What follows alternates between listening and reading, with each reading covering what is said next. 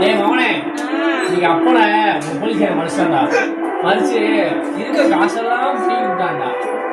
நீயே சொல்றாங்க மவனே, சாராய கடையும் திறக்கிறாங்க, சாராய கடையை திறந்து அவங்க வியாபாரம் பண்றாங்க.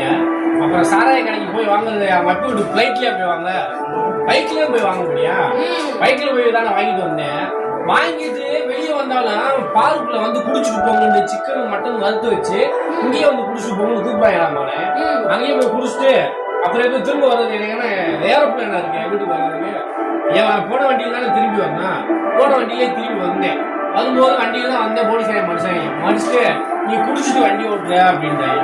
இதெல்லாம் என்ன மாப்பிள்ள நான்? ஏன்னா அவங்க சாராயத்தை விற்கிறது அவங்க, சாராயத்தை குடிக்க சொல்லி பக்கத்துல பாருன்னு ஒன்று வச்சிருந்தது அவங்க. அதே மாதிரி வீட்டு செஞ்சவங்க அவங்க வீட்டுக்கு போறதுக்கு லைன் போட்டு ஏரோப்ளைன் போட்டுக்கணுங்களா? ஏன் அது செய்ய மாட்டாங்க. ஆனா வந்து எப்படி சாராயத்தை குடிச்சு விட்டு பால் போட்டு, ஆனா கடைசியில வந்து என்ன சொல்றாங்க அப்படின்னா, குடிச்சு மட்டும் வண்டியை ஓட்டுறாரு, மது அருந்தி வாங்க ஓட்டாரு ஒரு கான்செப்டே போட்டாங்க.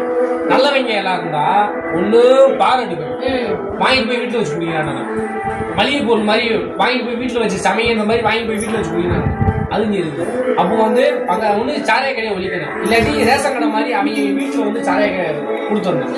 எதுவுமே பண்ணாம நம்மகிட்டயே வியாபாரம் பார்த்துக்கிட்டு கடைசி நம்மளே காசு வசூல் பண்ணாங்க. என்ன நியாயம்? இதுக்குதான் நான் சொன்னேன், சீமானுக்கு கொண்டு போடுங்க.